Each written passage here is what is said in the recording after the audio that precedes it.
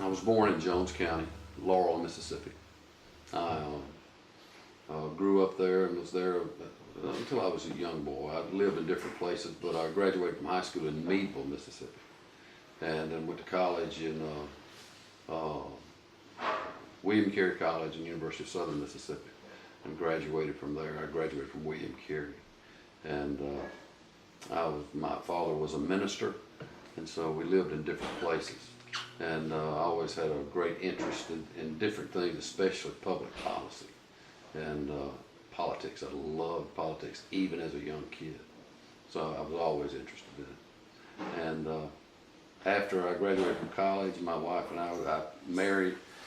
We had children, and I was in business for many years. Owned funeral homes, insurance companies, land and timber companies, and sand, clay, and gravel companies. And then I did that several years, and then I ran for public office. First public office I ever ran for was United States Congress, and I won that and served for 5 terms. I've always been interested in political issues, but I've always liked federal issues more than state issues. I liked issues that dealt on the national and international level. They interested me much more than issues on just the local level. And because of that, I guess I just paid more attention on the federal side. I've just always been fascinated with national politics, both in the Congress, both the House, the Senate, and on the presidential level. But those areas interest me more than anything else.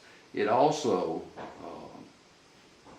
those issues that interested me had a direct bearing what I consider on the standard of living of people, because public policy and policy that is made and laws that are made on the national level have a direct bearing on the people's standard of living. And I believe that if correct decisions are made, everybody is able to benefit from that. So in a real way, I found myself in a situation where I was not wanted in the Democratic Party. They did not want me, and they let me know that pretty consistently. I could always win the general election, but in the primaries, I was always having to fight to win the Democratic primary. Now, what I find interesting is that as a Democrat, I was too conservative for the Democrats, and as a Republican, I was too liberal for the Republicans, because the Republicans, they don't want anybody moderate or liberal. It's a fascinating thing, but you could not even have someone like a Richard Nixon or a Gerald Ford, they couldn't be elected president today. They couldn't get the nomination because they're too moderate. After that, I became head of the Corps of Engineers. The Corps of Engineers handles all types of infrastructure, specifically on levees, on different types of water projects throughout the country.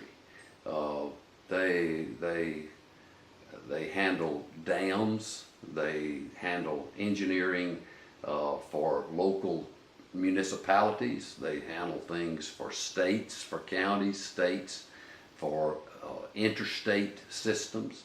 The Mississippi River, the Lower Mississippi River Delta Commission is part of the Corps of Engineers. So all of these things come together where our infrastructure, and a large part of our infrastructure is based on water,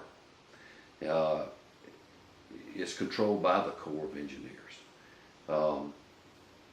And if you look at how that would affect our day-to-day life,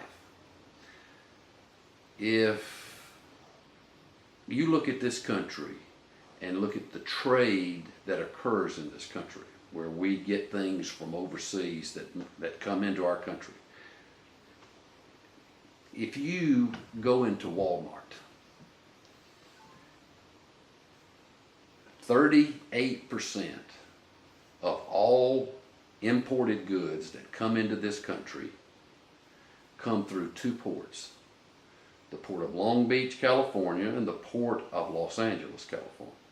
38%.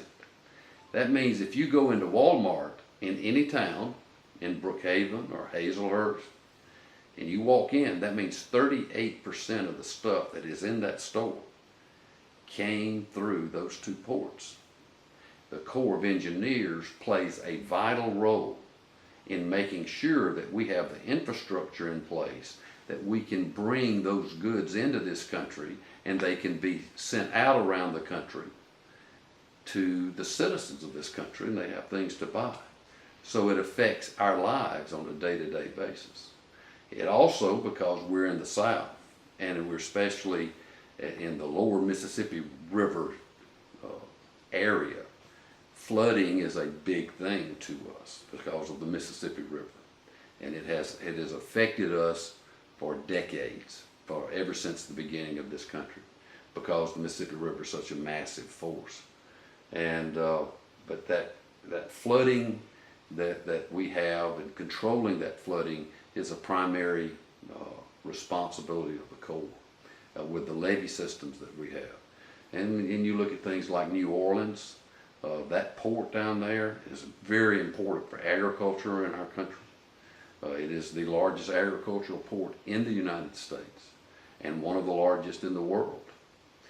And if it were not for the Corps and the structure that we had in the Mississippi River, we would not have water going down the Mississippi River in New Orleans. We make that water go down there.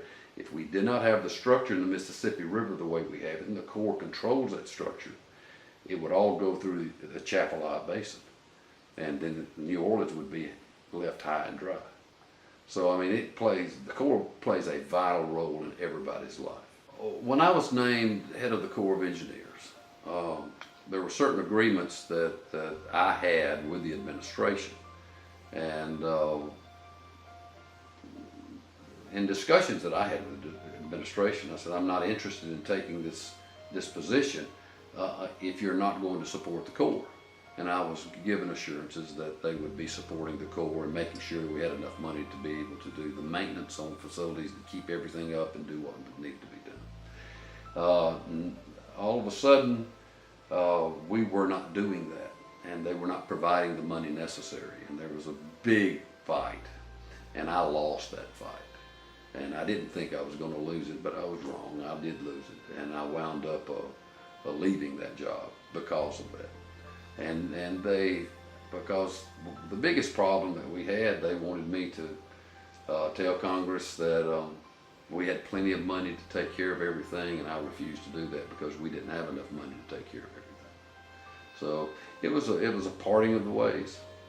And I had a woman one time come up to me and say, well, you must have done something wrong because the president fired you. Well, you know, you can look at it like that, but the fact of the matter is,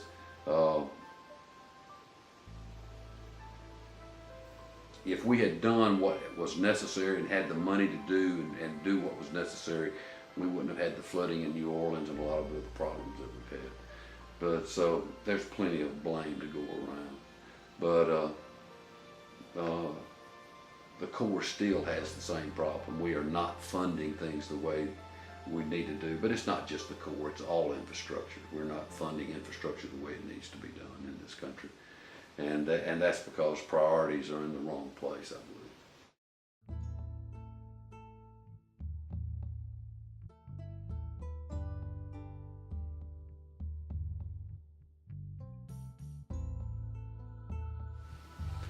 I had a woman one time come up to me and say, well, you must have done something wrong.